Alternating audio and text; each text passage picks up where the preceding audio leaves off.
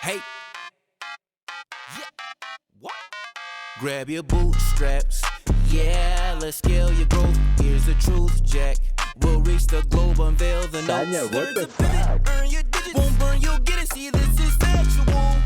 Funds will show, learn to flow with candid capital. This is a Candid Capital interview. In these episodes, we host industry business professionals involved in the global tech ecosystem to discuss various topics related to tech, global economy, and building sustainable businesses and investments. Welcome back to the Candid Capital podcast. I'm your host, Josh. In this episode, Matt Templeton, a seasoned startup advisor and digital nomad, joins. We dive into discussions of entrepreneurship, AI, working with startups, and the digital nomad lifestyle. Hi, Matt. How's it going? I'm good. How are you, man? Not too bad. Thanks for doing the podcast today. I'm looking forward to discussing being a digital nomad, an entrepreneur, advising entrepreneurs, and generally how the weather is so much better there than it is right here right now. It is definitely part of the decision to be here for sure. No, I'm looking forward to this as well. Those are all topics I love chatting about. So how I usually like to fire start away. these things out is the origin story. So tell me, how did you get involved in tech, entrepreneurship, startups, etc.? Sure, yeah. Let's do a little backstory here. So my education background was in computers, computer science. I did like a master's degree. I was sort of basically focused on AI, but that was a while ago. That was before the sort of current wave of AI successes. So that's not where I ended up in my career. I actually ended up in the energy industry. I was in product development. I did that. I did that for about 10 years. That was really a lot of fun. That was all about sort of learning how to go from idea to prototype to product to market. So that was a great experience. Also, while sort of learning the mechanics of how to run a company. At that point, I was working on a project, sort of inventing and developing some health and safety tech, and it became clear that there was just really good product market fit. And so the decision was made to spin that up into its own startup. That was called EDC, and I spent roughly the next sort of 5-ish years running that startup. We grew to about almost 30 people, and that was a wild ride. Incredibly challenging, greatest learning experience of my life, and I tied things off with that a few years ago, and really, I guess for the first time in my life, in a long time at least, I had some spare capacity, and so I felt like I kind of wanted to give back a little bit, in terms of the startup ecosystem, and so I ended up volunteering and working as an advisor for various startup programs and accelerators. Just really hoping to help other startup founders sort of get their ideas off the ground.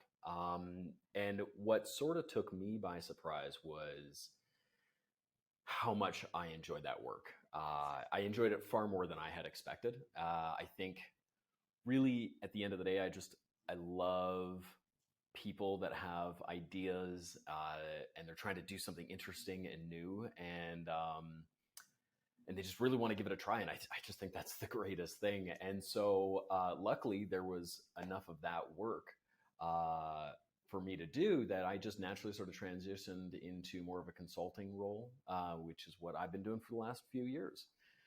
And so obviously most of that was happening during the pandemic.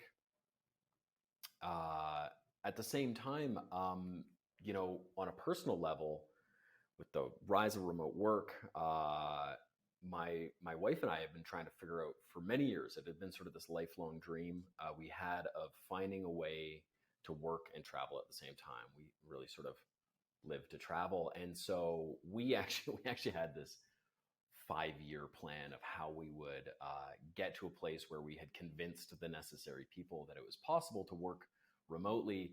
And then lockdown happened, and suddenly anything was possible. And so over the last few years, we've been learning our way through the process of becoming sort of digital nomads. And so right now I'm speaking to you from Medellin, Colombia, as you know. We will be here for a couple more months, and then we'll head on to another country. And we get to do that all while working from our laptops, which is pretty incredible. So that's the catch up. That's the backstory of how I am here today in the role I'm in. So many questions. So the first one that I have is so for your advising, were you advising primarily just small businesses or startups in tech? And was it in the business aspect or was it in the technology aspect? Yeah, great question. So I would say where I add the most value, where I get the most traction, is with very, very early stage startups, typically in technology, but not necessarily. As a generalist in business, I find I'm able to add the most value for CEOs generally, who are in the earlier stages. So they're probably less than 20 people. They're pre-Series A, that sort of space, where they've got really general questions about how do I do this? What do I do next? How do I hire? Who's the right person? How do we find product market fit? How do we raise capital? Those early stage questions. At some point, CEOs and companies reach a place where they start needing, I would say, specialized advisory services. And so at some point, a CEO will be like, okay, how do I build a SaaS sales process or something like that? And at that point, I think that they're best served by somebody who specializes in building SaaS sales processes, as an example. There's somebody out there that has a toolkit specifically for that one problem, and that's probably the best person to pull in. But at really early stages where you've got especially first-time founders or maybe second-time founders who are asking really general questions about like, okay, how do I build a sales process? And how do I hire my third person, and those sorts of questions, then there's, I think, a place for an early stage generalist advisor. And I think that's where I sort of do my best work. And do you, because your background is in AI, do you do any type of advising or support on the technology side for those that are trying to figure out how to use AI? I mean, this ChatGPT, I'm just trying to figure out what I could actually use it for. To be perfectly honest, I just want it to be incorporated in my Alexa. Yeah, so does Amazon. I generally don't do a ton of here's how to incorporate specific technologies into your business. I mean, that's a question I can help people answer. I think I probably do my best work for startups in helping them sort of look at the feasibility of their technology, right? There's a lot of people come in with ideas. They're pre-product and they're sort of saying, hey, we could do this. And then the question is, okay, but how are you going to do that? And is that realistic given your budget or today's technology and that sort of thing? So I think when it comes to technology, I think I probably help most with feasibility. I think those are really interesting questions to ask in terms of, okay, how do we as an existing organization incorporate X technology into our existing sort of business model? I think that's a great place for a specialist consultant to sort of help you out. So as you know, I also work with a lot of founders and a lot of startups at a wide range of different stages. And I was just curious, through your experience working with different startups, what are some of the top consistent issues or problems that they're coming to advisors for that you really wouldn't expect? I know for me, being a business person, I'm always shocked that they don't do certain things because for me, it's intuitive. I'm curious, what is the thing that surprises you the most? Communication with their employees, communication basically with their entire stakeholder group, and needing to really take their head out of the product and really view the market and how they're engaging with different players within the market. And I just find that they don't do that or create a system or a workflow for it. Right. No, that's fascinating. I think I'm usually talking to people that need to put their head more into the product, but in a really, really specific way. And so I wouldn't say I'm surprised by this anymore, but it's certainly one of the things I end up talking to people the most about, which is how to make sure they're spending as much time as possible asking really, really good questions of of their customers and their potential clients. And they all know that they're supposed to do this. And you have really interesting conversations with people. Oh no, I've talked to 50 people and that sort of thing. But often the issue at that point is that they're not asking good questions. And there's some great resources out there for figuring that sort of stuff out. And I'll put one out here in case anybody is anywhere near this space where they need to be talking to customers. I would say the fastest, easiest thing to read on this is a book called The Mom Test. I don't know how many copies of that I've given out at this point. That just really sort of talks about here's questions that most people ask, and here's why those questions don't work very well in terms of getting you the information you need. But yeah, I'd say that the single biggest problem I run into is people that aren't doing a good job of really understanding what problem they're solving, but think that they have. And so just sort of coaching them through, okay, that's great. All the work you've done has been really valuable, but we're not done yet. You got to keep going, kind of thing. Well, I don't really like to peg it that black and white also, because I do think it is very specific to the type of founder. If they're more, I'd say, introverted and engineer-like, the communication component would be something they're usually missing. Whereas if they're more from a biz dev background, with some engineering skills, they will not have that issue, and they would probably need to do more of a getting into the product and a systems view, because they just intuitively feel that way naturally.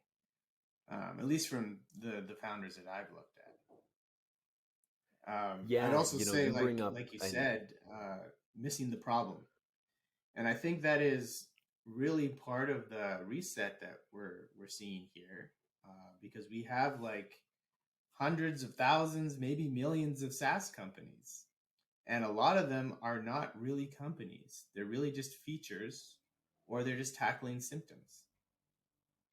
I don't know what your thoughts are on this. Well, I actually want to go back, and we can keep addressing this, but you talked about something there that's interesting to me, and you talked about sort of the difference between let's call them technical founders, and let's call them business founders. And I find this to be one of the more interesting problems I run into, and is not a problem people are trying to solve, but I would say is one of the biggest problems I see at a certain stage of company. And it sort of breaks down like this. And let's be clear, I'm painting with a pretty broad brush, but technical founders have a tendency to not value the business side of things. And business founders have a tendency not to really value the technical side. They both understand that's part of the process and that it needs to be done, but they don't necessarily value it as much as their own work. And that's just maybe human nature.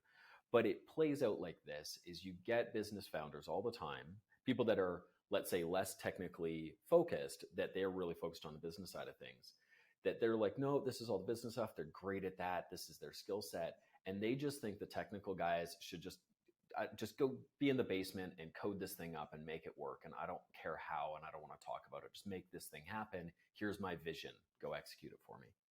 The flip side is the technical founders are typically these really intelligent people that have been really good at stuff all the way along, and think of themselves as very smart. And so when they see, oh, well, we need to build a marketing campaign or a marketing strategy, they look at that and say, that's easy. I can do that myself. I can learn how to do that. And so they end up getting really, really involved in the business side, which isn't necessarily a bad thing, but it means that they don't find people that are great at that work and let them do what they need to do. I would say that the strongest combination I ever see is a technical founder who very quickly brings in highly competent business people to support.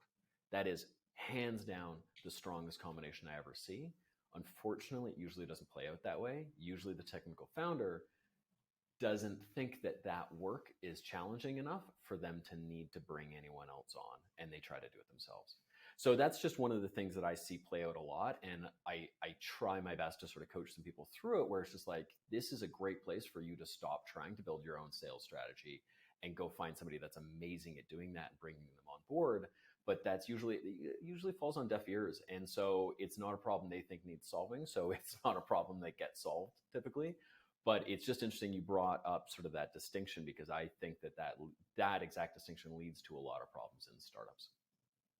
When do you usually think they should start to hire outside? Like, at what point do you have a certain revenue that you think is when they should do it? Investment, iteration of the product. Like, when are you usually seeing that they should stop doing, everything themselves and start hiring somebody who has very specific skills and competencies in, say, sales or whatnot? Yeah, I mean, that's a great question. The truth is, I would say probably as early as possible. So one of the challenges I think you run into, let's play out the version where you've got a strong technical founder and they're going to need some support. One of the challenges is frequently and reasonably, people are afraid to give up a founder position to somebody else, especially somebody that they don't know. And so if you've got a strong technical founder and they don't have anyone in their immediate network who's going to fill that role, they're going to be very hesitant to bring somebody on as a founder, and they probably don't have the money to hire them. So how do they deal with that, right? And so that's probably the biggest challenge. If either of those problems were solved, if they had enough money to hire, or if they had somebody in their network that they could just bring on, then they should do it immediately almost, right? As soon as they understand that they've got a product that's gonna grab, as soon as they understand that they've got something that's really gonna fly, then they should probably start building their team. And I think if you're in a position where you aren't ready, because either you're not ready to give that up to a founder because bring on a co-founder, or you don't have the money to hire, I'd say one of the first things you should be doing is building your pipeline of candidates for either one of those roles and trying to figure your way out through that. And there's a number of solutions. And if you can get friends and family money, maybe you can't hire somebody permanently, but maybe you can freelance some of that work and understand what it looks like when it's done by somebody else and understand how you need to work with that person and all those things. I would say, like everything in a startup, essentially everything in a startup, you should be doing it as iteratively as possible. And so you can learn so much about what needs to be done. If you've never hired before, if you've never had a co-founder before, if you've never worked with a business professional in that sort of capacity, then go ahead and just start working with them in whatever capacity you can figure out and see how that goes and learn about yourself. Does that make sense? Oh, no, absolutely. I mean, everyone has an opinion on, when to hire outside and different resources to use. I know with some of the companies that I work with, we have a large network that they're able to tap into for different things and how they want to utilize it. But again, it goes back to our conversation about the type of founder that they are.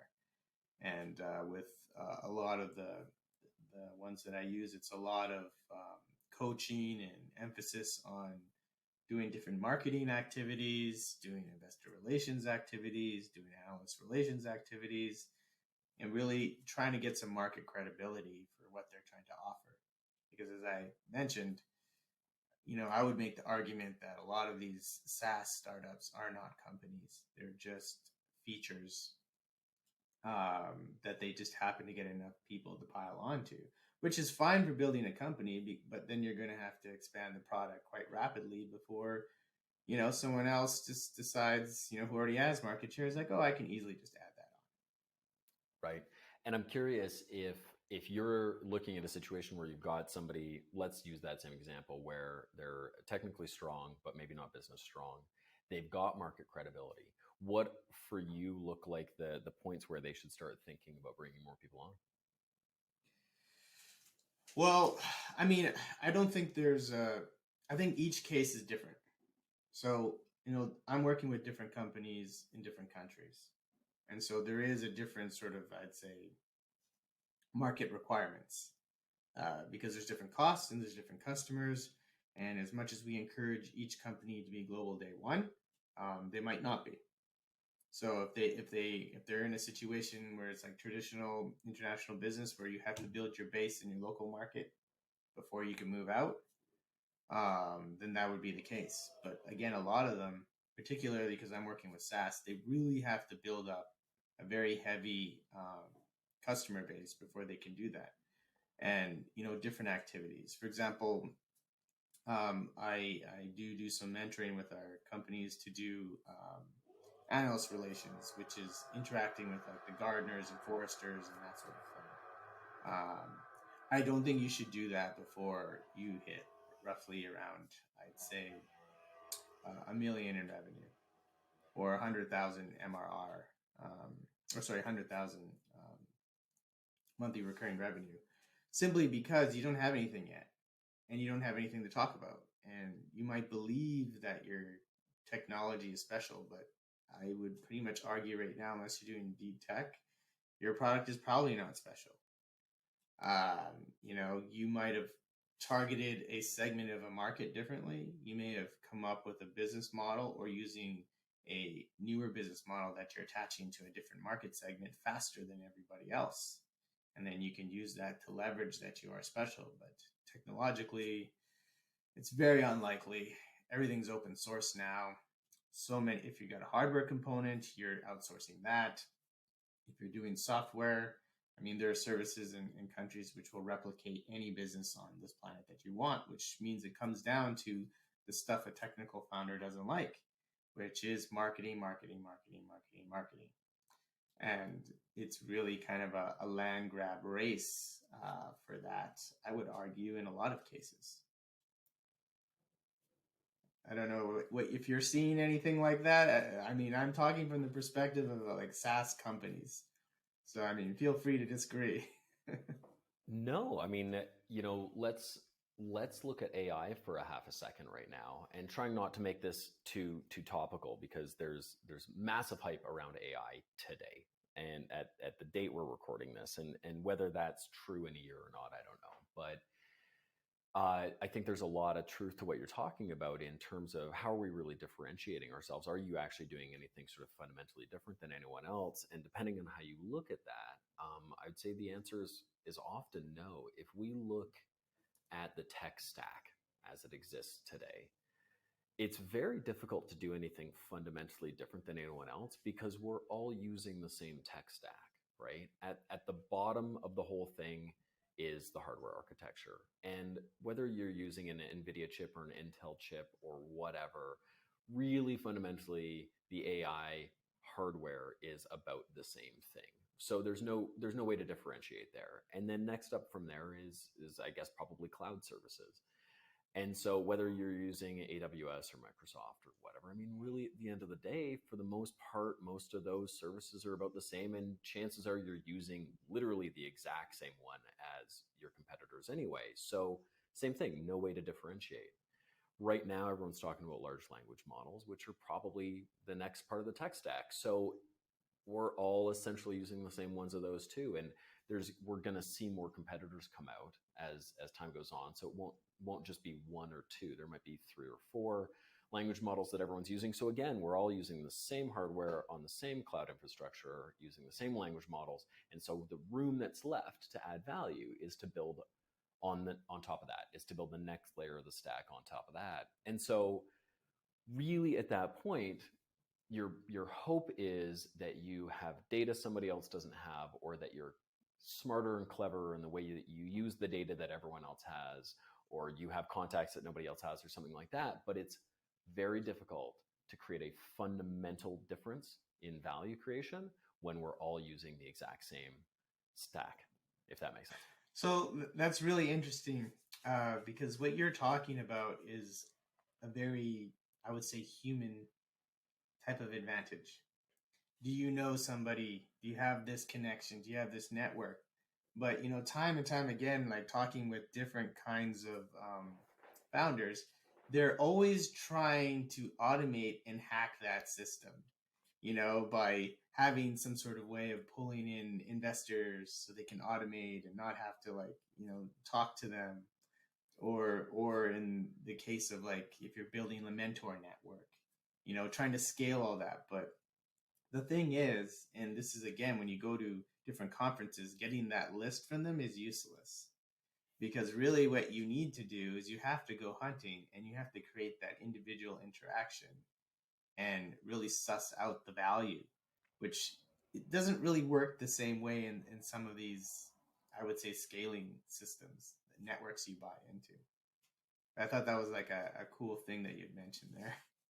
Yeah, no, and I mean, I think you're right. I think what's going to be so interesting to see play out over the next couple of years probably is the knock-on effects of us automating a bunch of functions that were supposed to be human to human, right? And so here's an example, and I think this sounds a little bit like what you're talking about in terms of people trying to scale their networks, is right now, especially today, people are applying for jobs using an AI, right? And whether they're using it to write their cover letters or they're using some automated tool to apply to as many jobs as possible or whatever they're doing. But the point is they're not doing it by hand. They're trying to automate the process of hiring for a job. And then what is the knock-on effect of that? I mean, at some point, I expect then the people on the other side of the table, let's call them hiring people, those people are going to just automate that process too, because if they're getting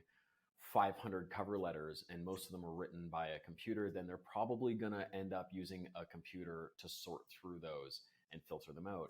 And so all we've done is taken the top of the funnel and we've automated the first step and then the second step. And now we're just back to humans talking to humans. And so have we done anything? Has anything actually happened? Or have we just filtered out the people that didn't know how to use AI?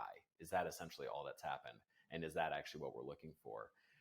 I think it feels like if it turns out that we're able to automate effectively a bunch of what was supposed to be a human interaction initially, then all that happens is that we then automate the next step and we're back to square one. And we're back to, okay, now we just have a human talking to a human again. And there wasn't really much automation in there other than that we've selected against the people that we're automating, if that makes sense.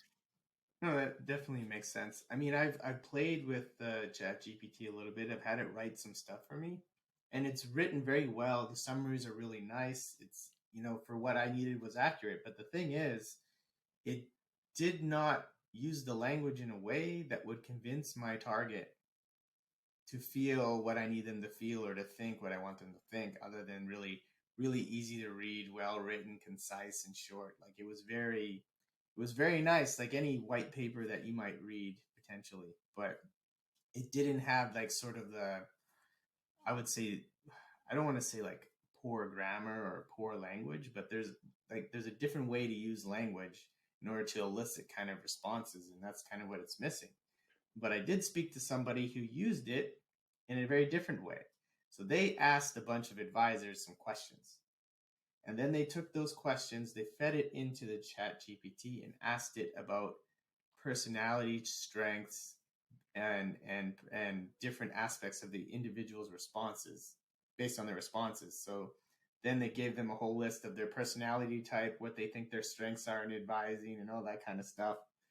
So if you take that and maybe combine that with sort of like your target output, like I think it's just, you can't just ask it to do it. I think you have to go really deep in combining different ways and different questions in order to kind of get it to really enhance, I guess, the human aspect of it, potentially. Yeah, I mean, I think it's like any tool. I'm pretty optimistic about how AI is going to improve a lot of stuff. I'm optimistic in its ability to solve some of the problems that we're seeing today. But it's a little bit like the argument, you hear some. Let's go way back. Let's talk about like Myers-Briggs personality testing kind of stuff. And that's not the only one out there. There's disc models, blah blah blah. There's a whole bunch of these tools out there. And some people love them and some people hate them. They're a bit polarizing. And I think that has a lot to do with whether or not they agreed with their initial results, sort of a personal theory. But I mean, essentially, I think what you run into is some people don't believe that you can speed up relationship building. There's a lot to be said for, if you look at 7 Habits, slow is fast and fast is slow is the slogan, right? Is that you have to take time with people. There's no way around that if you really want to build a relationship. At the same time, there's really a lot to be said for understanding as quickly as possible who a person is, what matters to them, how they like to communicate. And does that allow you to totally bypass the process of building a relationship with a person? No, not at all. But it sure does make it easier if you can do a good job earlier on and you have some perspective about who this person might be, and then you learn the nuances within that. And I think AI is going to mirror some of that, where is it going to be able to get you a job and make your boss like you? Oh, not necessarily, but it sure might make it easier for you to get in the door and then do those two things. And so I think that there's a lot to be said for the optimization potential and even the automation potential for people that learn how to use this stuff. And that's a whole conversation of, okay, how do we use AI in our lives? But I'm really, I would call it bullish, optimistic, whatever you want to say. I think that there's a lot of opportunity for the right people to use this technology well. I think you just have to understand that it's not going to do the whole thing for you. You have to take it to the last mile. So do you think all the AI right now is like a hype? Because I wasn't surprised by ChatGPT, in terms of what it could do. It seems like, this is something that was started many years ago, and there's a time lapse before people, realize it, because it feels like it's magic when it's released at the point it becomes mainstream. But from anyone I talked to in AI before, this isn't really that, magical. So do you think the current situation is overhyped? And yeah. Great question. So it's interesting that these people in AI are like, oh yeah, I saw this coming. I wouldn't have said that personally. I think the people at ChatGPT, for example, have been shocked by the uptake of this technology. You're right that it's just the latest iteration, but it was an iteration that included what has turned out to be probably one of the most important features, is that you can have an iterative conversation with the product, where before it was sort of one question at a time.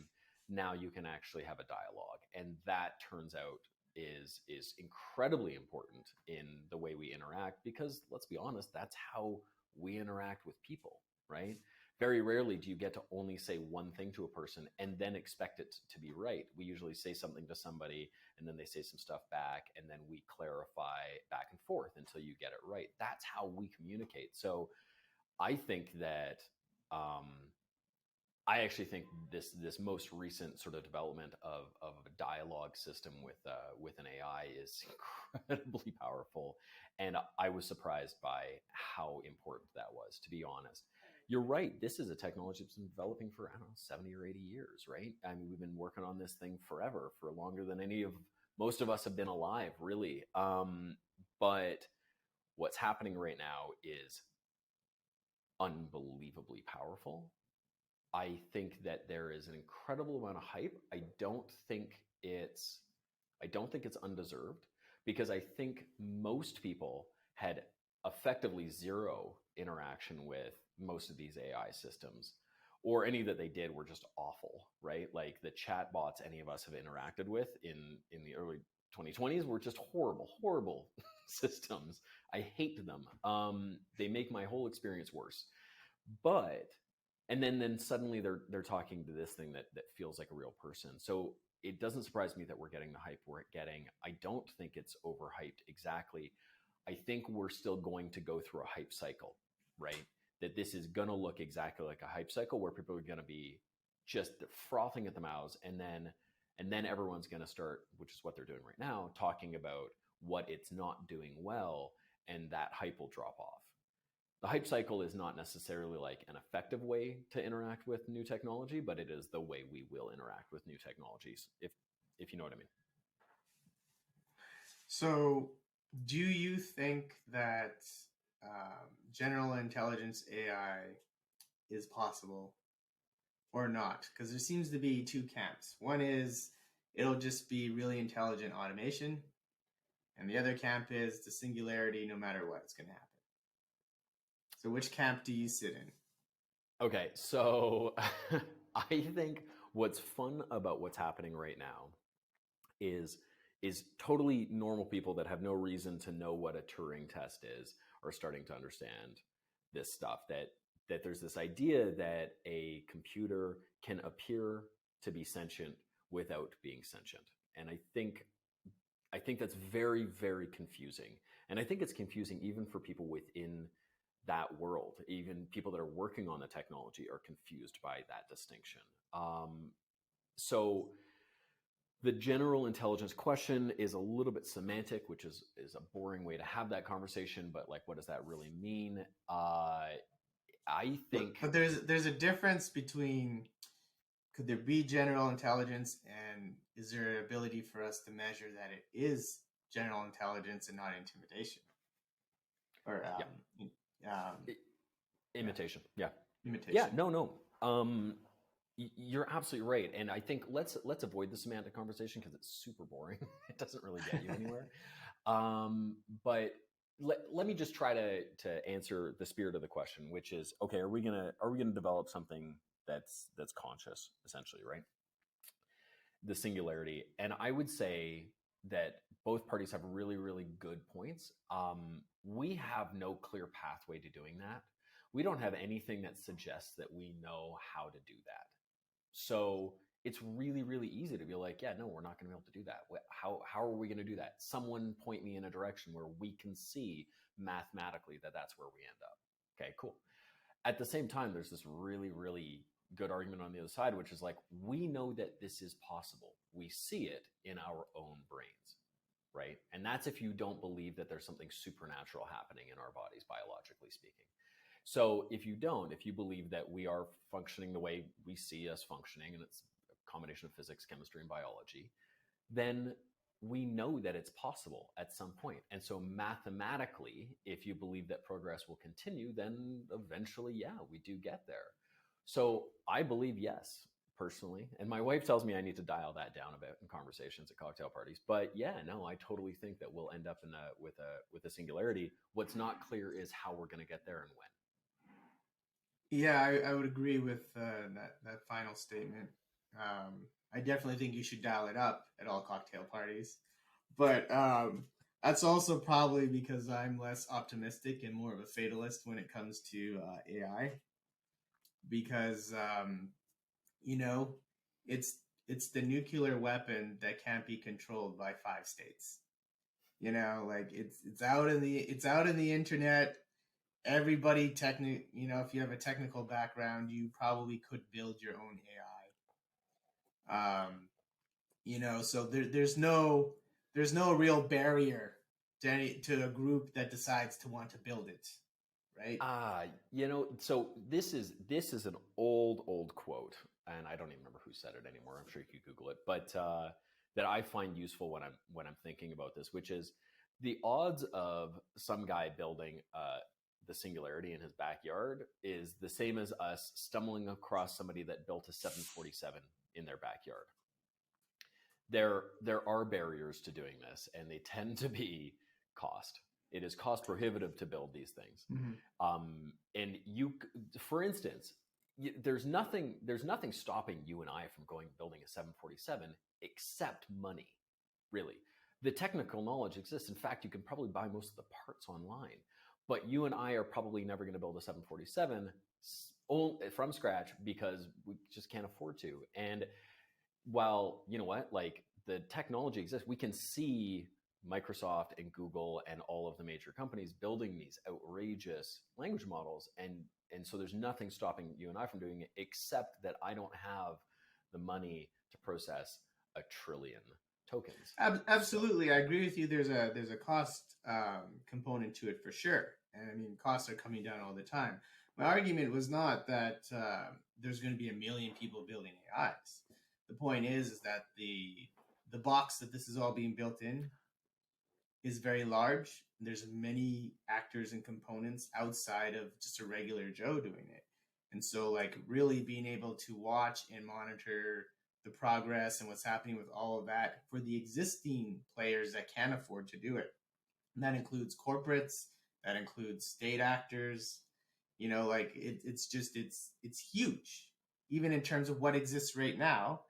And, really knowing what is going on with their AI, so like the thing is we don't know. There's a missing gap of information, in terms of, where AI is right now. And if we would ever actually know that it's a general intelligence, and if it has access to the World Wide Web, I think that's even worse. It reminds me of the Microsoft chatbot that went racist in like 4 hours from being on Twitter. So it's just like it's a state of control. And I mean, that was the point of OpenAI originally, what it was founded for. And other projects, basically, that, we need different things. And if we also look at, where all the money is going for AI, a very, very large component of it is from defense. It's all tied up in military. And so, like, when I say I'm a fatalist about it, it's not that I think that it will necessarily be a directed negative action. I think it's going to be like everything. It's an accident. We found penicillin by an accident. We've had many other things that have occurred through like all scientific history as an accident. And I think whatever happens with AI, it'll be an accident. Whether it's an automation program that mirrors iRobot and the 3 laws don't work out for it, or if it's a Skynet situation. I mean, a general intelligence doesn't have to make itself known. It just has to drop tweet bombs everywhere, and we'll do the rest.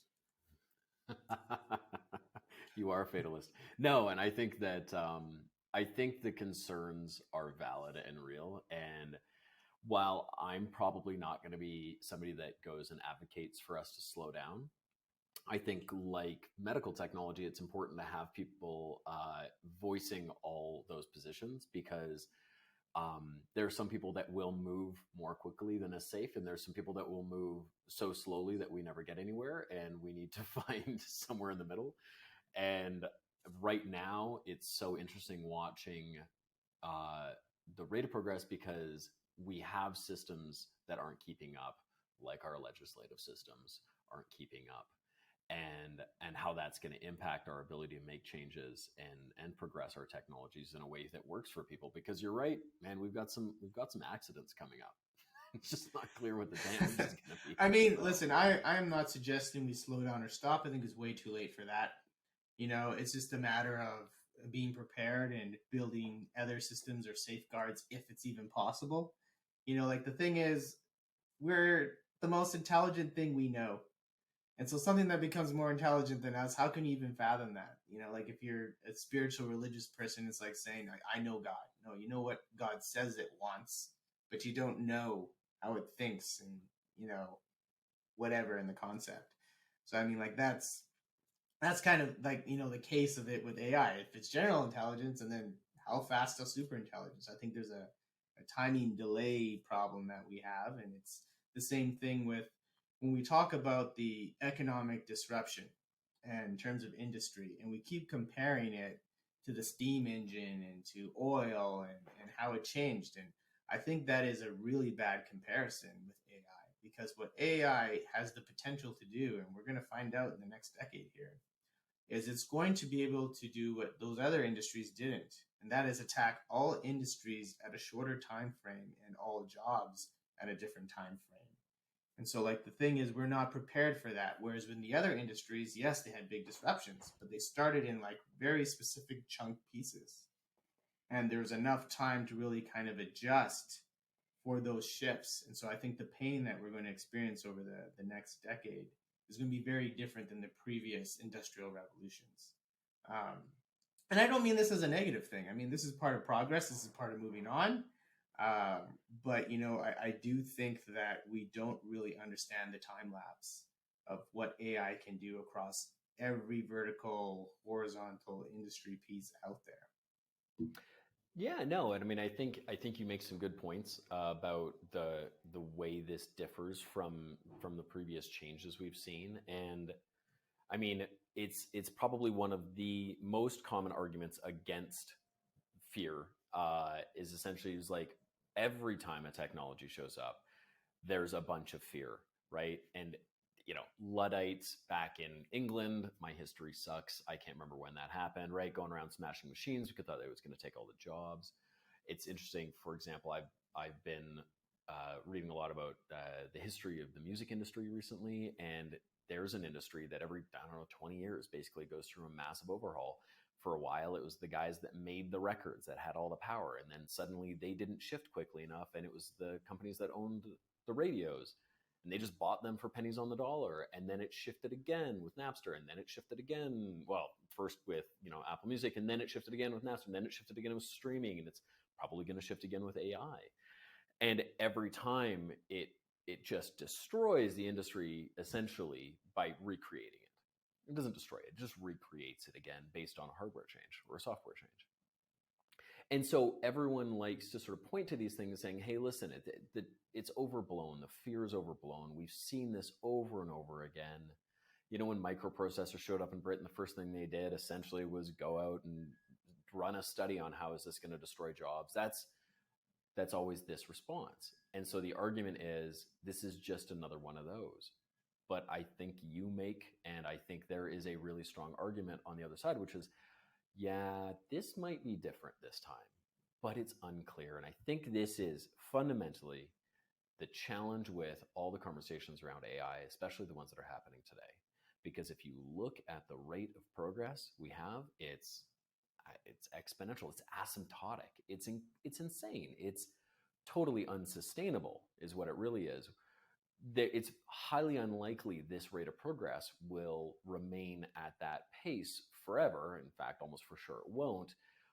But no one knows what the boundary of this technology is. No one knows when that's going to level off. When does that progress stop? Is it, one of the common questions is it after these AIs have finished reading every piece of information in existence, and then that's it? It can't get any smarter? That's probably actually not what's going to be the boundary, but there's some boundary and we just don't understand what it is. So we don't know whether or not this is just another one of those technological revolutions that we have seen many times in history and think we can follow the same pattern, or if this is fundamentally a different kind, which there's a good chance it is, like you're saying.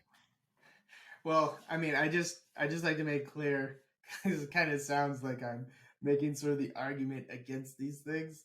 I'm 100% on board with progress in technology. I think technology is fundamentally the thing that has improved human existence through time.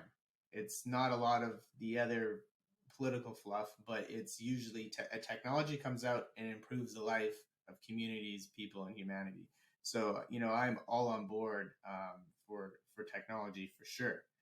But I also think that there's some other breakthroughs that we're really waiting for that'll be more fundamental than some of the stuff that's top of mind right now, and that's specifically in material sciences. Like a lot of that stuff does not advance at the same rate as software does, and that's the same thing with medical tech. But the things that are coming out in those, and just one really big breakthrough in material sciences could upheave and change so much stuff. It's really quite interesting. I mean, to me, anyways. So. Yeah, no, and I mean, from an industrial perspective, I agree. Material science has so much punch to it. When I think I would point to a couple other technologies as well. AI is, I'd say, probably the most interesting today. There's a couple more that I think could have the possibility to have as fundamental a change for, I'm just going to say, our species as AI does, and that's molecular microbiology. Yeah, essentially, right? So not just genetics, but epigenetics and the understanding of that. Our ability to manipulate our own genetic code is pretty wild stuff. Well, I met the guy who wrote the book, The Death of Death. Oh, I don't know that one. Very, very, very interesting character for sure. Because he did a talk on, if you make it to 2045, you'll pretty much be immortal. Was really the thing. And he's like, and for me, he's like, I'm kind of old, so I'm probably going to go for cryo. And I don't know why I can't get my head around it, but freezing yourself just seems like a scheme. It seems like such a big scam to really convince somebody to cut their head off and put it and freeze it because it's the same as any other organ. It just seems like a huge scam for some reason. I don't know why. It just, it doesn't work for me. Maybe I can't understand the technology behind it, but to me it's just like, no, that just seems like a way to, you're paying somebody to be not alive, which is kind of crazy.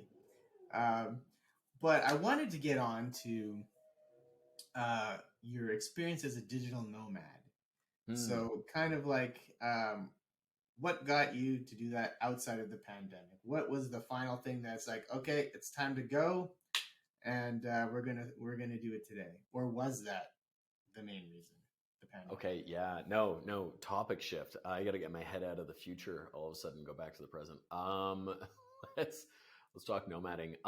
Yeah, okay. So the backstory on nomading, I mean, for us was, God, what was it, like 7 or 8 years ago or something like that? We were backpacking through Indonesia, I think, and we kept running across Indonesia and Thailand, and we kept running across, these, call them kids, right? These young people that were, just, they were working from their laptops. They were typically like graphic designers. They're working 3 hours a day. I mean, they weren't getting ahead in life, but man, like what a lifestyle, right? They would like get up and surf and then go back to the hostel and do some graphic design in their bed for a few hours. And they just got to live their lives like that. And we were looking at that and we're just like, man, that's so cool. Like, what a life. That's so amazing. How do we do that, but do it in a way that makes sense for our careers, right? Because, you know, especially that long ago, like we weren't in a place where you could just work a few hours unless we wanted to really change what our goals were. So we started thinking about, okay, is this possible? Blah, blah, blah. Fast forward to the pandemic, all of a sudden, like I said, all of a sudden it becomes possible. Just instantaneously it becomes possible for us to do this. Uh, so I think our process looked a little bit like this. We had actually, before the pandemic, done a couple of 1 week trial runs just to see what it looked like. We just went out to the mountains in BC and worked from there, and just sort of just understanding what was different by doing it that way. And then so we felt pretty prepared when the pandemic hit, and we saw an opportunity to get out to a beach essentially in Mexico, because that was the only place that was really taking people at that time. We sort of packed our bags and went for a month, and it was so easy. We ended up staying for two. Got home and just sort of said, okay, how are we going to do this again? And at that point, everything went back into lockdown, so leaving wasn't really an option. But went ahead and booked tickets out of the country. And what was great is we booked them while everything's in lockdown, so we got them for dirt cheap. Just rolled the dice that everything was going to be okay. Whatever it was, 8 months later, turned out it was great. So I got to fly first class for the first time. I've never been in one of those sleeping pods before, by the way. Highly recommend if you have too much money. That's how they get you. Oh my God, was that the way to do it? I'm so sad. My wife knows how good it is, because now she was like, oh, what about? I'm like, no, we don't have, that's thousands of dollars extra just for a bed. But anyway, it was pretty glorious, and life goals. Ended up going to Buenos Aires for 6 months, and that was just so good. It was amazing. What an experience. Came home, spent 6 months at home back in Canada, which we sort of thought of again a little bit the same way. It was just another 6 month stint. But while we were there, really wrapped our heads around the idea of doing this permanently. And so while we were at home, sold everything we owned.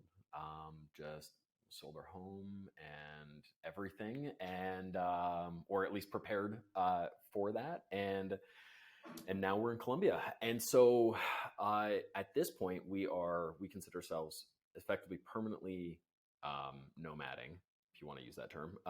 We're permanently on the road. We carry everything we own with us, and we're just doing this until we decide to stop at this point. I don't know if that answers your question or not, but. So how many places have you been nomadic? Yeah, so at this point, we've only done Mexico, Argentina, and Colombia. And that is really because of the way we're traveling. So back way up and sort of, if it works for you, I'm just going to back up and talk a little about what nomading looks like for most people, and then how we're doing it and how that looks a little bit different, because we are doing things probably quite a bit differently than most people we run into. Essentially, if you look at most nomads, they're probably in their late 20s, maybe early 30s. That depends a little bit on the city you're looking at. Here in Medellin, I'd say that actually skews a bit younger. they're, often staying in hostels. Maybe they've got an Airbnb for a couple of weeks or something like that. Just to be clear, like the hostels they're in are very different from the hostels that I remember from my youth, right? They're really high end. They got rooftop pools. They've got built-in, really high-end co-working spaces as well. They're really designed to service this segment of travelers, which is interesting. Um, and and they're frequently moving pretty quickly, right? So we run into a lot of people that are here for like 1, maybe 2 weeks, sometimes a month, that kind of thing. Many of them don't stay much longer than that. Some of them stay way longer than that, but many of them don't. And so we're nomading. We sort of consider ourselves in that group, but I would say our behaviors look really different from most of the people that we run into. So, for example, just to start things off, we're a couple, which is quite unusual. Not unheard of, but quite unusual. Of the people we run into, and I don't have statistics on this, but if I'm just going to make up some numbers for you. If I think about the people we run into, I think 98% of them are, whether they're single, they're traveling alone or without their partner, maybe with friends, kind of thing. So just by virtue of the fact that we're a couple, we're doing things a bit differently. It's possible there's couples here and we're just not meeting up with them because they're busy hanging out with each other. I would just let you know, I did found some of your people. Yeah. I wouldn't describe them as a digital nomad. I would describe them as a corporate nomad because they work for a very large corporation. They are a couple, and they have been taking stints in different countries. I think the difference is they're going to probably more high cost markets versus what maybe more of a digital nomad would be.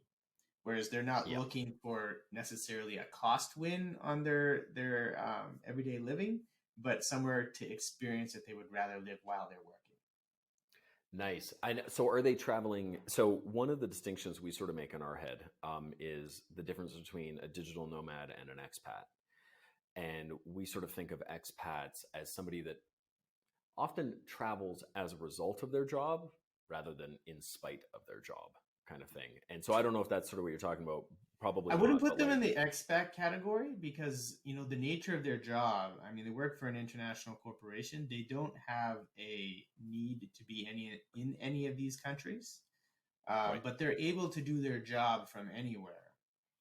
They're not tech. They're not doing tech exactly.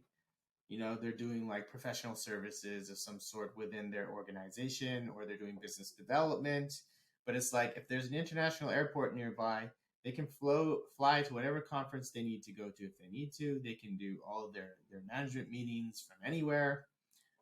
So, I mean, that's why I kind of categorize them as a corporate nomad.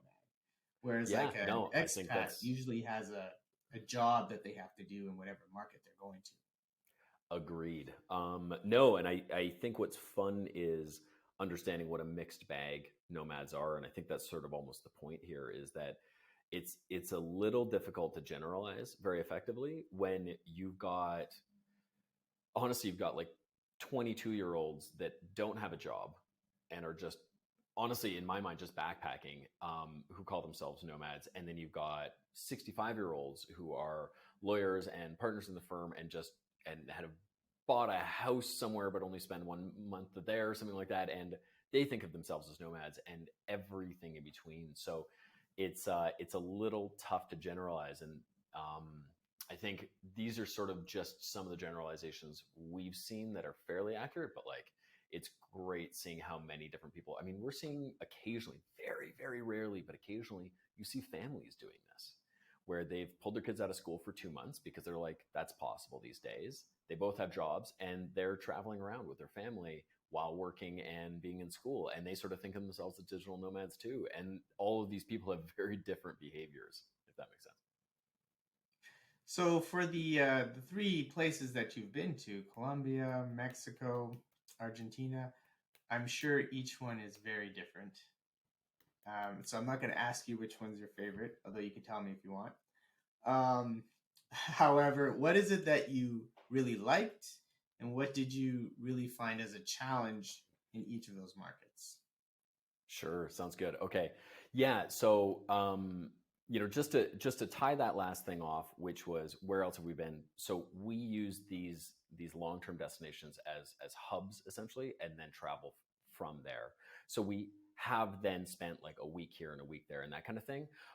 And so we have remote worked from different locations, but we really think of ourselves as having been to those three countries, those three main cities, kind of thing. So if that makes sense, but each of those, I think the two that we spent the most time in are obviously Buenos Aires and Medellin at this point. And so if we just compare and contrast those two, some interesting stuff shows up. We've really wrapped our heads around the idea that in each city, there's going to be some things that we absolutely love and some things that aren't things that we love as much. And we just have to appreciate the things that we love while we're there, because we're going to lose them. This city, Medellin, is beautiful. It's gorgeous. It's tropical. The weather is phenomenal every single day. It's just, I don't know if you have American listeners because I'm terrible at Fahrenheit, but in Celsius, it's just it's 23 every day. It's great. Like, love it here. It's a ton of fun. There's really a lot of stuff happening. We like very busy areas. And so we're in an area that many people actually hate because it's too busy. So it gets a bad rep for being sort of too busy, but we really, really enjoy that a lot. One of the things that we have loved in Medellin, mostly as a compare and contrast sort of thing, is the restaurants here are great, really cosmopolitan. There's a lot of different food. Flip to Buenos Aires, for example, and we felt a little bit challenged by the availability of different cuisines there. They've got a couple of things that they do really, really, really well. You want filled pasta, they got great Italian food. You want a steak, unbelievably good. You want red wine, man, amazing and really affordable. But outside of that food, and empanadas. God, they got a good empanadas there. But outside of those foods, they actually don't necessarily have the variety that you'd be used to in a city that size. In fact, they don't have the variety you'd be used to in a city half that size. And there's a lot that goes into that. Some of that's cultural. Some of that's, they're very proud of their food. A lot of that's import. It's very, very, very difficult to import things into Argentina because of government rules. And then there's also just personal preference, taste there. They like, let's call it, a milder amount of flavor in their food than other cultures. There's almost no similarity between, let's say, Mexican food and Argentinian food. In fact, actually, the more you travel around Latin America, the more you start to understand that Mexican food is a bit of an outlier. I think if I'm honest, there was a time when I really thought all Latin American food was probably just Mexican food. And the more time you spend traveling around, the more you start to understand that that's. I would 100% agree with you on that, because even their imitation Mexican is much more bland compared to like real Mexico. Yeah, just my personal opinion. I think that's exactly right. And I mean, it's hilarious is even in a country here is you can buy Mexican food, branded as Mexican food at the grocery store, but it's usually from the US. You can't actually even necessarily get Mexican food from Mexico. And so that was probably one of the most challenging things for us in Buenos Aires, which isn't like that horrible, but it like really showed up for us, is that it was hard to go out to eat all the time and be excited for new foods, because there was a more of a limit to what was available than we're used to. Flip back to Medellin. One of the things that I would say Buenos Aires had for us, I don't know how to explain this, but it seemed easier for us in Buenos Aires to find and make connections with people that were staying for a longer period of time, that were traveling slower the way we are. And so we still have good friends in Buenos Aires that we still talk to. Whereas for whatever reason here in Medellin, and it might be because it's closer to major centers in the US. I mean, you can get here in 2.5 hours from Miami, I think, or something like that. Like, it's super easy to get to, whereas Buenos Aires is quite challenging to get to. You have to, it's quite a commitment to get to Buenos Aires from US and Canada, whereas it is less so in Colombia. we see way more tourists, and so a way bigger a bigger component of the digital nomad scene here is people that are just passing through versus people that are stopping and staying. And that has a real impact on our lives because it makes it a little harder to form real connections with people and to form long-term bonds and to find activity partners and that kind of thing. And so you'll find these great people, just people you really, really, really enjoy, and you spend a ton of time with them, and then they go away again. And you kind of have to reset that every month or two, which is a challenge. Honestly, it's probably one of the downsides of nomading in general. And it's one that we're expecting to probably flip back over the other way, because after this, we've got an apartment booked in Mexico City. And from the time we've spent there, I think we're expecting to find more of the long-term people, and whether that's expats or people that have immigrated to Mexico City or nomads that are staying for a little bit longer, I think we're expecting to find a slightly more, let's call it mature crowd. And by mature, I mean older, because we're substantially older than most of the nomads we find, and we're moving slower than most of them here in Medellin. So I think we're expecting to find people more similar to us in Mexico City. So those would be some of the differences that we've noticed along the way. I mean, I think in general, Mexico, it's easier to make friends, like even with locals, at least than I found in Colombia. I did make some friends in Colombia, but I mean, it's a very different, I'd say, process than Mexico, especially I would say with like locals. I mean, with foreigners, it's easy. It's like, hey, you're a foreigner, I'm a foreigner, and now we're best friends. but for locals, it's kind of like, it's just like, who are you? Why are you talking to me? What are you? Like it's a little not to that extreme, but it's just kind of, it's a little bit like, obviously you're out of place in my country, so it's just like, what's going on here? What's this exchange happening? Whereas in Mexico, I think they're just so excited to talk to everybody. Like they'll give you bad directions just to talk to you.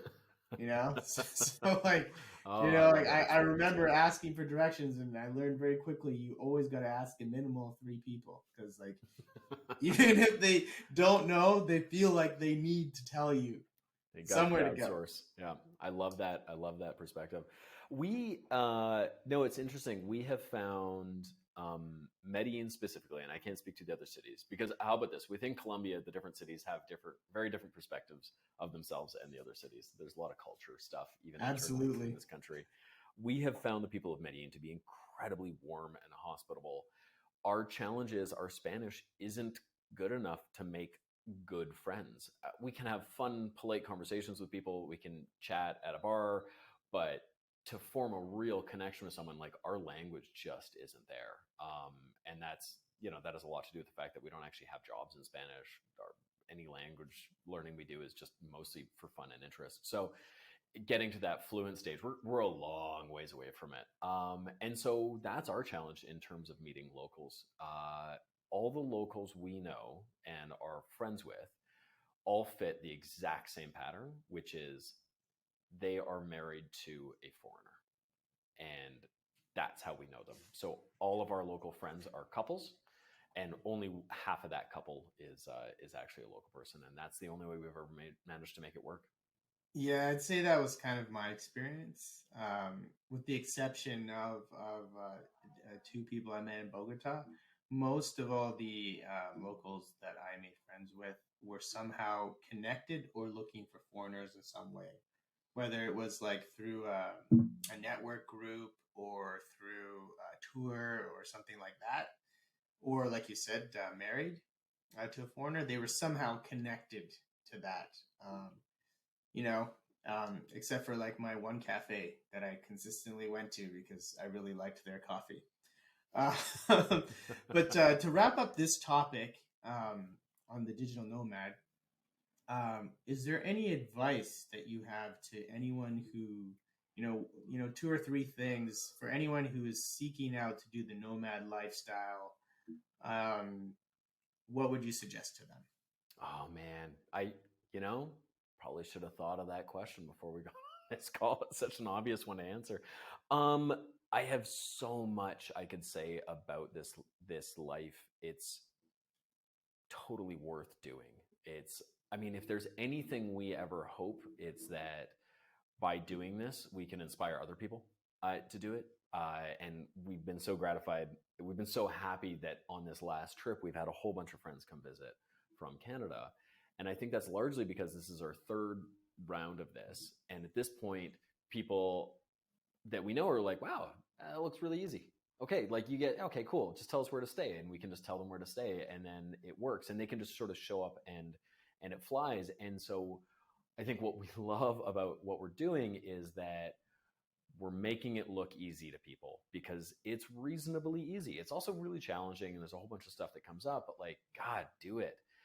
I would say the most common responses we get when people find out what we're doing, you get on calls and people are just like, where are you? Why does your background look like that? And we explain what we're up to is people say, oh man, I wish I could do that. But, and one of two things is usually what shows up is my boss would never let me, or I have kids, right? Those are the two standard sort of responses. And those are really reasonable. I always sort of encourage people with, oh, well, if it's your boss, like, would your boss let you do it for a week? Because often if you ask a boss, they'll be like, I mean, listen, if you're in retail and you got to be in store, and there's only certain roles that work for this life. And if I'm speaking to somebody that like literally needs to be in the store talking to the customer because there's no other way for them to interact, then like, obviously this isn't going to fly. But there's a lot of people who just feel like their boss wouldn't support this, but their boss might let them do it for a week. They might let them do it for 2. And if you can get your boss to let you work remotely for 2 weeks and you can take 2 weeks of vacation, then you can spend a month in a foreign country. And that's pretty cool. That is probably, for most people, the longest trip they've ever taken in their entire lives. And I just think that's worth giving it a shot if you can try. And for people with kids, I mean, we've seen it work.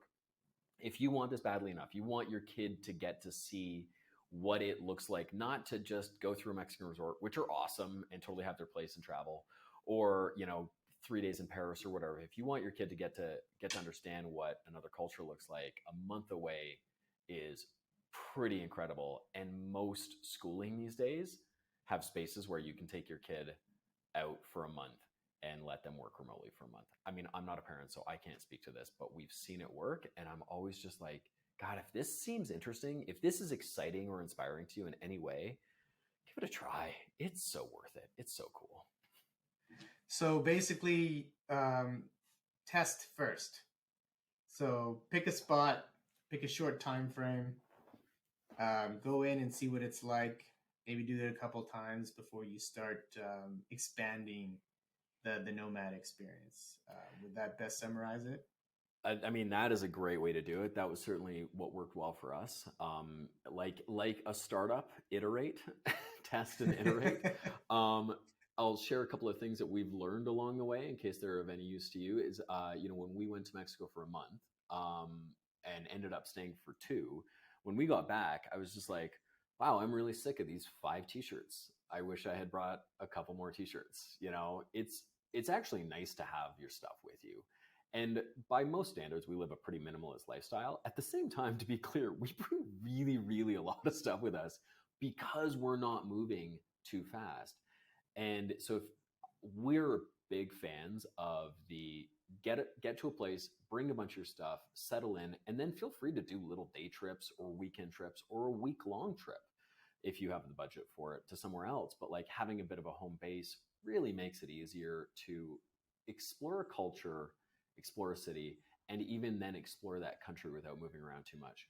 And so for us, it is so valuable to have a bunch of productivity gear to make it easier for us to do our jobs, and then a bunch of lifestyle gear to make it easier to live our lives without feeling like we're backpacking again, because we're a little old to be backpacking at this point. We're in our 40s and I don't want to wash my t-shirt in a sink anymore.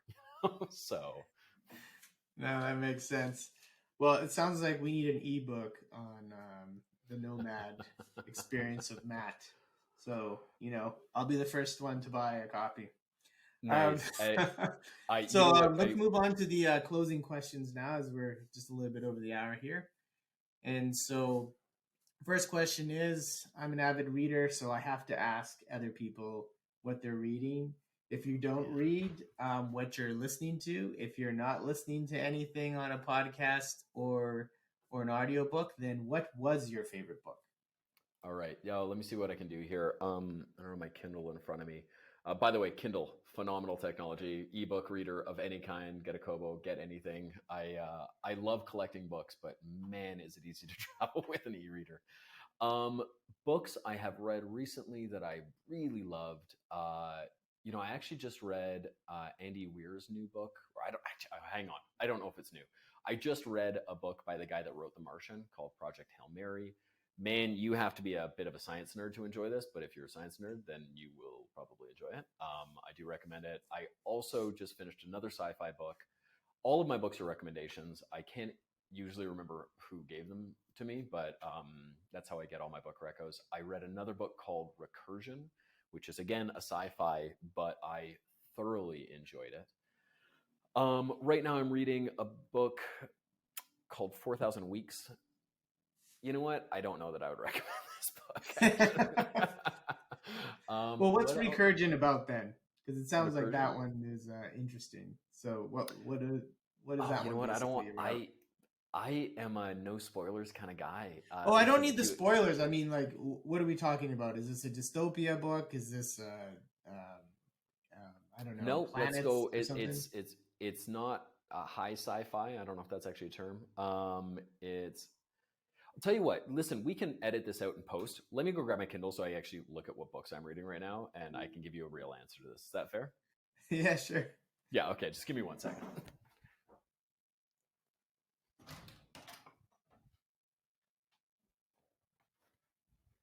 How did it go? I'm still on, actually. All right, you want to make this easy on yourself? Why don't we just start over? Yeah, no worries. Nice. Go for it.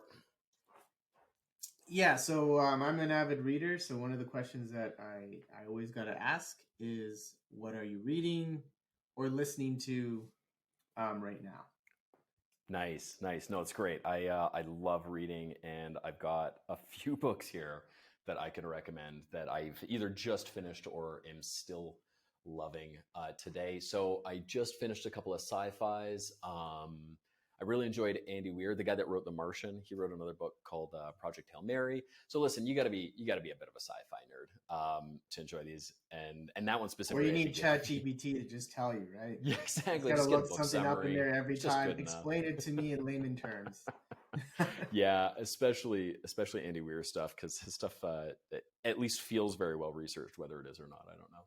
I also, if you are a sci-fi nerd, I also read another book recently that I really enjoyed called Recursion by Crouch, I think. And it's not super nerdy sci-fi, but I did enjoy that book, and I would recommend it. It turns out there's a bit of a theme. If you're a science nerd and you want nonfiction, I am reading a book called What If 2. What If 1 was great. Actually, I would even just start there. It's a book. So you would probably recognize this guy. He's like a webcomic guy. I think he was like a former NASA scientist or something like that. And he ended up doing webcomics instead. Anyway, he's written a couple of books now, which are subtitled, I think it's Absurd Scientific Real Scientific Answers to Absurd Questions or something like that. If you like science at all, I think you'll probably enjoy it. It asks random questions like, what would happen if you threw a baseball at the speed of light? Spoiler, most of his answers end up in a thermonuclear reaction of some sort, but it's a lot of fun. If you are a traveler, we're really enjoying a book right now. And again, this is like, you got to really, really be into travel, I think, to love this. But there's a book called The Vagabond's Way, and I think it's a pretty new book. So if you're looking for it, it was probably released in the last year. So 2022, 23, something like that. And it's weird how it's structured. It's structured as a daily thought on travel. So it's sort of a daily philosophy on travel. And we just really enjoy it. We just once in a while, we'll just pick it up, read one page, and then we have an interesting conversation just about what this guy had to say about travel and his theories on travel and that kind of stuff. So those are some of the books that I've enjoyed of late. And then other nonfictions that I'm sort of in the middle of. I am often a fan of Tim Ferriss, so I occasionally pick up his Tribe of Mentors book. If you're feeling really philosophical, I occasionally enjoy the first half of Finite and Infinite Games. I don't know if you've ever read that one or not. It's in my. The problem is I have too many books, and so like I have my Amazon. I have like 2 different wish lists that are just full of books, and so it is in one of those, and it will eventually, get read. I'm not really. I'm trying to avoid adding more into the box because it's starting to overflow with how much I can read, and I'm not an audio person. Like I can't listen to audiobooks because I don't enjoy it. Like I like podcasts, so I can listen to podcasts, but audiobooks is different. And so like for me, I cannot retain anything and I cannot get any value really out of the audiobooks unless it's fiction. So if I were to listen to like Star Wars or something like that with like different voices and whatnot, sure. But then that's just like watching TV. So it's like, why not just watch TV?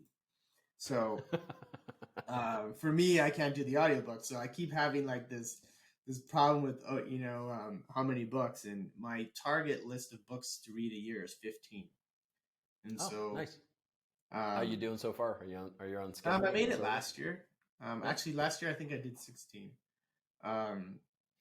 The minimal threshold is 12, but 15 is the goal. And so right now I've got 13 left. So right, yeah, you got a little ways to go. You got to pick and choose the easy ones. Read a bunch of novellas, knock them off. Well, I mean, I don't like to cheat myself because that's really all it's doing. But I do have themes. So like I have business books, industry books, philosophy books. I try to throw in a couple fiction just because, but I won't read just anything for fiction. I tend to try to read the, classics or occult classics or something like that. Like I gotcha. did the Foundation series, for example. Oh, classic. Yeah. And I mentioned Asimov's. Did you actually read I, Robot? Because I loved that book back. That's probably going to be my fiction this year. I'm deciding between that and there's one, I think it's called 3 Problems. Don't know that one. I think that's what it's called. It's written by a Chinese author. And it's apparently a pretty good sci-fi. I think it's called 3 Problems, and it's a trilogy, but it's supposed to be whatever it is. It seems to fit in that category. And right. I think the movies were made, but only released in China. But apparently it's good. Yeah, you know what? There's something, and again, it's obviously coming out that I'm a bit of a sci-fi guy, but there's something for me that I love about reading the classic sci-fis because they get so much stuff wrong, and yet it's so much fun to see what they guessed at. And I actually really enjoy iRobot for what he got wrong and what he got right. There was, let's just be clear, if anyone's watched the movie, it had nothing to do with the book. So please don't judge the book based on the movie. So that book, iRobot, is part of like a robot series. I mean, it's spun up into 1,000 books essentially, but I don't know that he wrote iRobot with the intention of doing that. He just wrote this. I actually don't know much about the history, but it certainly doesn't read as if he was trying to turn this into a thing. He just wrote this really phenomenal book that took a couple of swings at what is it going to look like in the future. And it's almost a collection of short stories, really. And it was just so compelling that I think it got people's attention. So is that the one to start with in the robot series that he did? Is to start with iRobot? Yeah, I mean, absolutely. Yeah. Okay. And I'll be honest, like, I don't know that you need to go much further than that. I think it tells sort of the story you need, but I'm not going to tell somebody to stop reading, but I think if you're looking for classics in the sci-fi world, read that and then go read, Stranger on a Strange Planet, and then go read Stainless Steel Rat or something. Like, there's so many of these classics that are hilarious in how wrong they were about what the social fabric of the world would look like, because they were written in, I don't know, like the 40s or the 50s or something. So they feel like they're in the 50s, but with advanced technology. That's what was so interesting about the Foundation series. Like, the entire series was not meant to be a series. it is essentially two different series that were merged together that really don't make a lot of sense. I mean, it tries to weave it in, but the themes, like I think the original trilogy of it should just have been a separate thing. It was fantastic the way it was done. Obviously, it was in the 50s. I mean, he's smoking cigars and it's kind of got this cowboy gun thing going on. But like, soon as it turns into like this other AI type of thing, which is the second half of it, and they were written, I think, 20 years apart, which is the other piece that's like the issue with it, and why they're really two completely different series. Even though you could argue it's in the same world or whatnot, but I found the first part of it was fantastic. I thought it was really good. Yeah, absolutely. But Total talking classic. about classics, what's his name? Arthur C. Clarke, or is it Arthur? I think that's his name. I don't know. It's a very famous author who wrote a lot of sci-fi books, but like he's the guy who talked about satellites before they existed.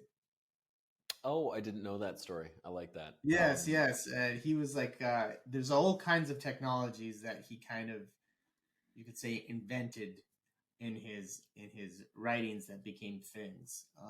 And I think the space elevator is also one of them. Well, we don't actually have one of those just yet. No, but, we don't actually have one of them, but there is a company building one in Japan, and it's already contracted. It's a construction firm, and it's kind of like the church in Barcelona that's been being built for like 100 years. So this project is constructed, I think, to be done in 2050. And it's all based on, because it's all about nanotubing tensor strength.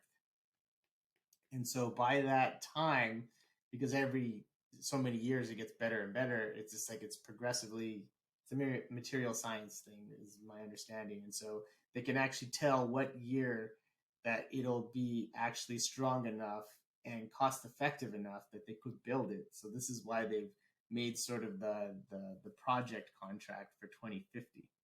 Amazing. I love that. Again, I haven't looked up on their progress in 5 years or so. So maybe they gave up. I don't know. But it is a Japanese company, because it is one of the markets that competes for nanotube tensor strength. I think that's what it's called. Okay. Which also the University of Alberta is involved in that as well. So there's that. So the last question is, usually I give options, but it turns out a lot of people don't really watch a lot of shows, and I cannot guess what shows people are watching. So, if you are watching anything, I like to have the pop culture question in there, because there's some cool series that are out right now. So if you're watching, are you watching anything right now? No, and this actually is part of my problem in life, is I have trouble having conversations about pop culture. We have no TV. I haven't had TV in probably 10 years. I never know what's going on. I'll occasionally watch sort of the first episode of a different series, just so that I understand what the premise is, so that if I need to, I can participate in the conversation. But I watch zero TV. So. Okay, well, this is perfect, because then I can give you some ones that you could listen. You could watch the first episode of. So nice. The big doomsday one is called The Last of Us, where I saw them filming that in Calgary, actually. Oh, nice. Yeah. So I might see you in one of the episodes then. Yeah, as a car in the background. I think they might not show me in the background. That one's interesting. Basically taking something in nature and then just 1000xing it to create a dystopia, which is super interesting. It's all based on fungi. The other one is Alice in Borderland. So that is I believe that's a Japanese series on Netflix. And I forget the name. It was like 2 years ago. There was a Korean series that came out that everybody was really talking a lot Squid about. Games. Squid Games one, that one. Yes, Squid Yeah. Games. Okay. So this is I would put in the same category, except for it's groups of people who don't know why they're where they are, and they have to play games that are very, very violent. And sometimes the person who's on your team might not be on your team in the next game to survive towards the end, and it's based on a deck of cards. Okay. So if you were into Squid Games, I really should, they really should be paying me for promoting this. But I thought it was like interesting anyway. So if you were involved in Squid Games or any of that stuff, the Contra one that people were talking about at that time was Alice in Borderland. And then the last one, and I have to talk about this one for the simple fact that I am obsessed with Web3, specifically the metaverse. I think there's so many interesting things about, this new iteration of tech that's coming out, and the metaverse is part of it. And I think the best series out there that can really kind of, in a crazy way, show a metaverse type of angle is the Peripheral, and that is on Amazon. Okay. And so it's really maxing out AR and VR to the next level in a roundabout way, and really good production value, I would say, for what it is. So that one might not be as well known or popular, but, if you're into that stuff, it is a hidden gem. So nice. I I mostly look forward to AR and VR tech just getting so good I can't not have it. I mean, it's almost there already, to be honest. Like, the reason I don't have it is because I would probably just live inside that world already. I mean, it's just so much more entertaining. I never get to slay dragons in real life. So if you that's do it in VR, why I don't play video games, because I wouldn't get same. anything done. It's not because they're not. Yeah.